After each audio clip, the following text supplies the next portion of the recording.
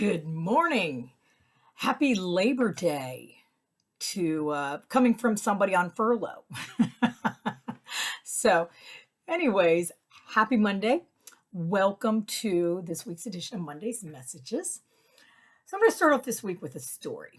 The story is back in 1988, I was right in the throes of a young, bristling, out of control wild alcoholic. And I went to, you put that with spring break in Daytona Beach. Not always the best combination. However, I did go to spring break that year. Even though I had graduated already, I went with the graduating class of 1986 because I was still living vicariously my high school years, even though I was in community college, because there's really was no partying in community college. So I went to spring break with my friends, and we all were hanging out one night in the hotel room. And there was this girl, Mary Jo. Mary Jo and me didn't really get along. I don't know why. She didn't seem to like me. And because she didn't like me, I didn't like her too much. So I remember her kind of sitting there, and I believe she had a case of beer thing sitting on her head as a hat. And somebody made a comment about, I don't think Mary Jo likes you. And me, being the good alcoholic that I am, I said, I don't care what that bitch thinks. So Mary Jo did not take to that comment too well.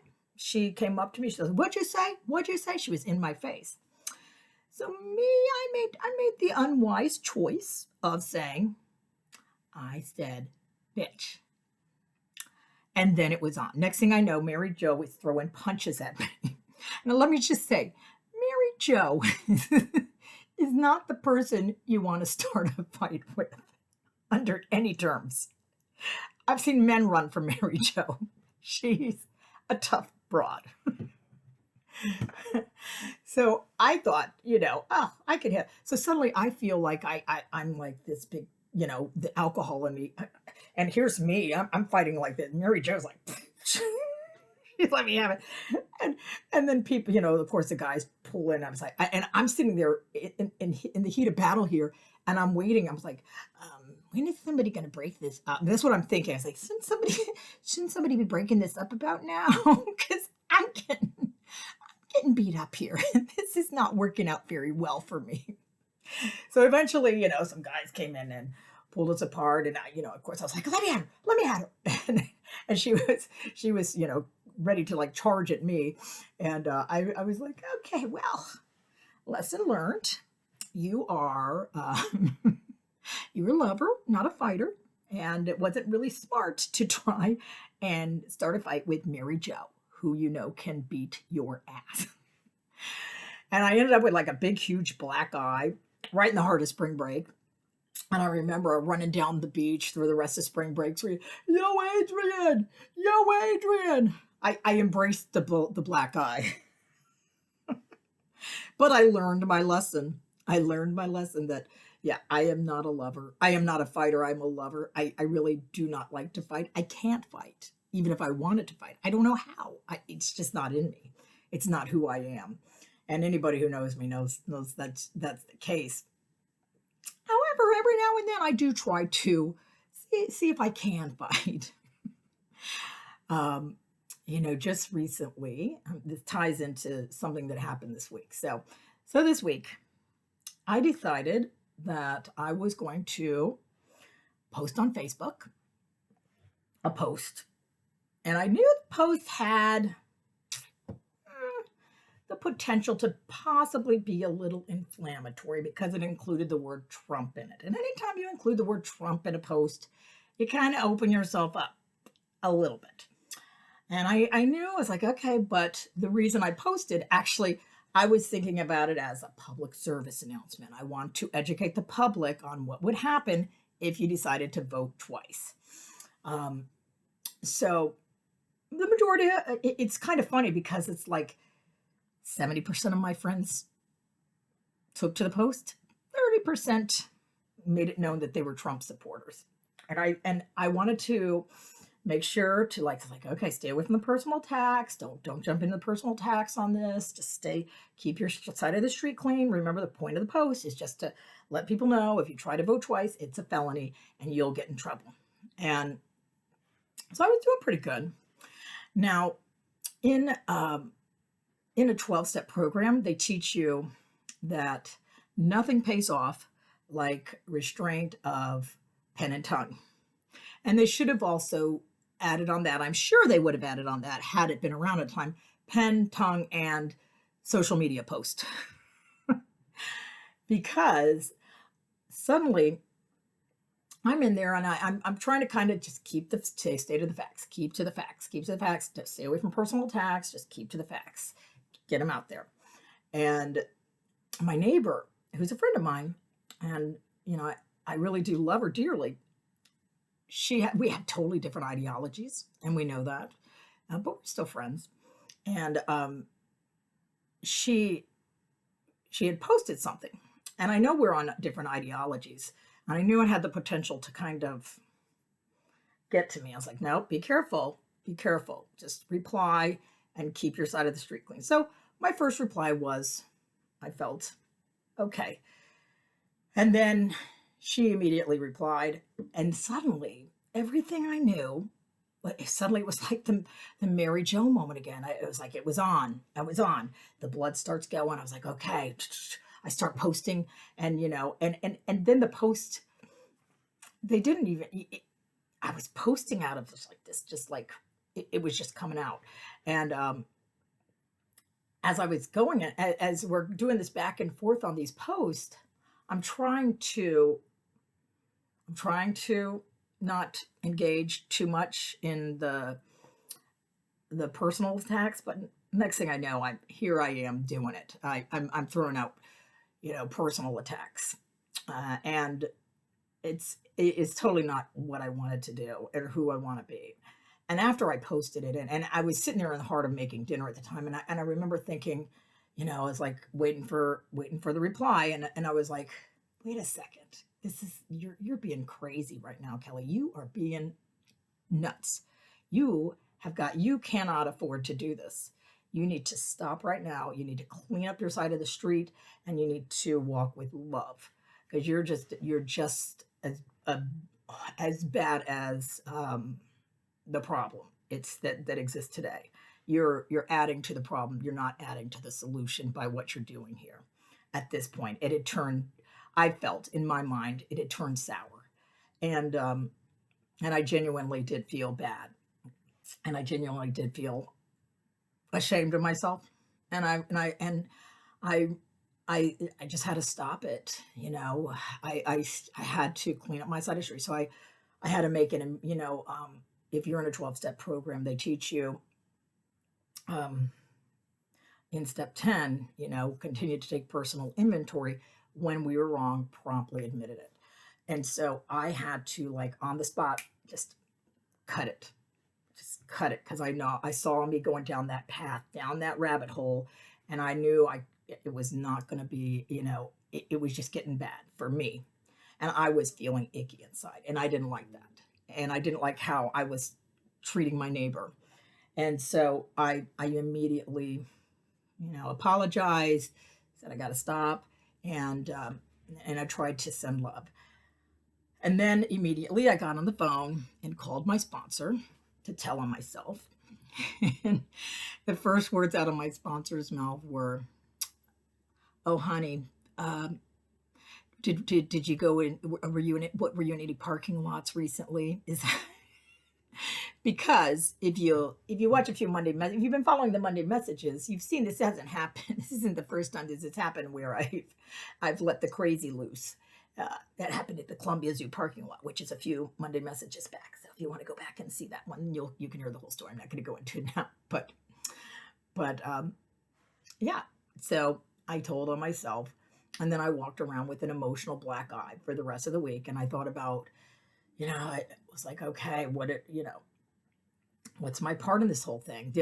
What were my real, did I want to poke the bear a little bit? Maybe I did. Maybe I did want to try to, can I get a reaction? I don't know. Honestly, I don't know. But I know whatever was going on, it wasn't good for me and inside of me. And I had to take responsibility for myself and say, enough, cut this off. This is not good. Send love. Stop this. Stop the crazy. And my crazy. I'm talking my crazy, not my neighbor's crazy.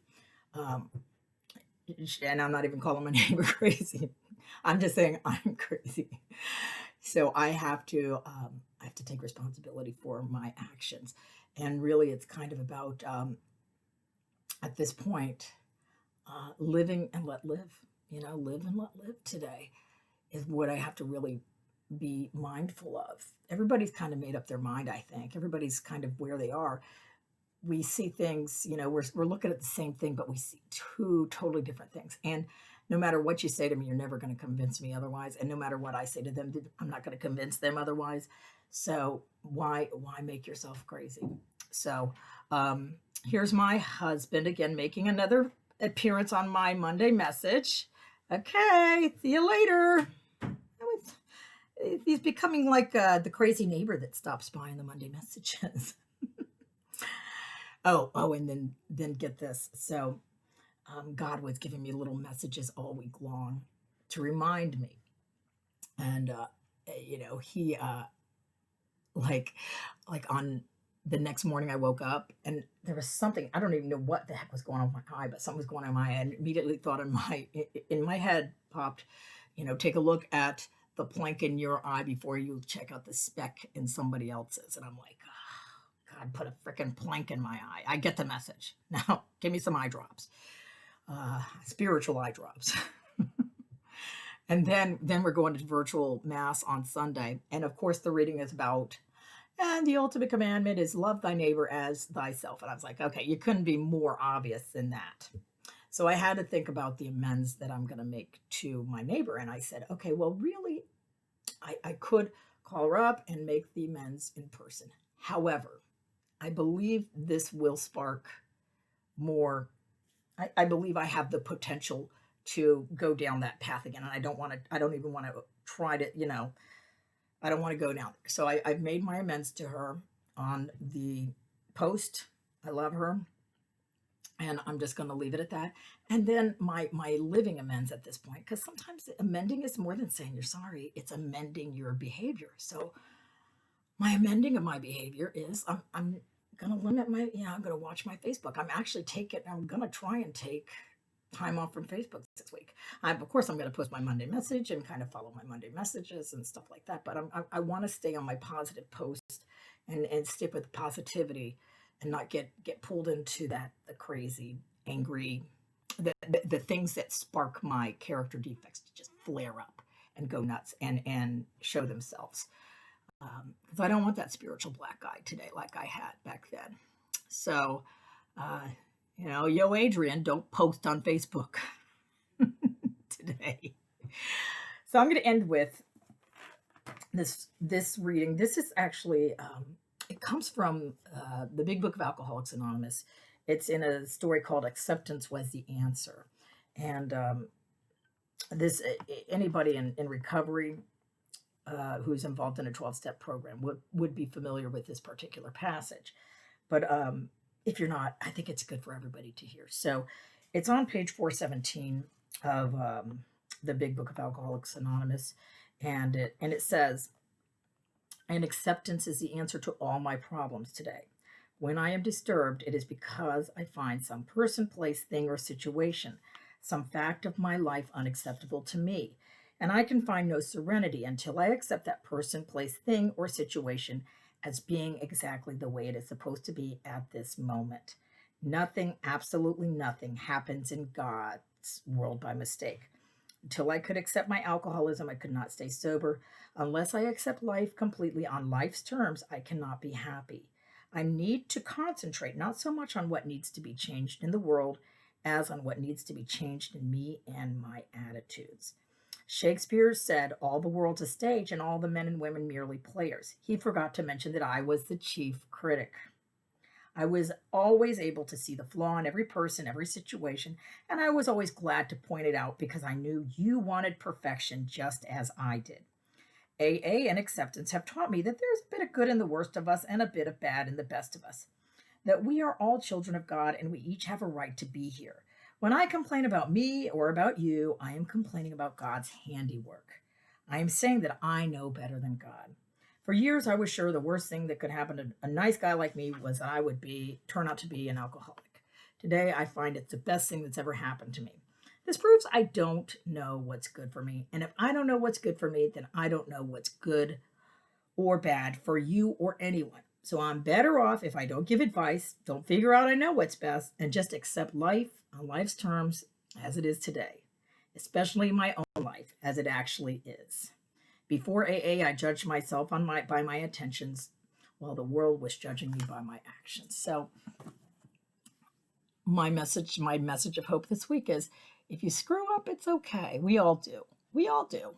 And the important part is you don't have to live with that mistake. You can clean up that mistake and move on and let everybody live and let live today and start anew.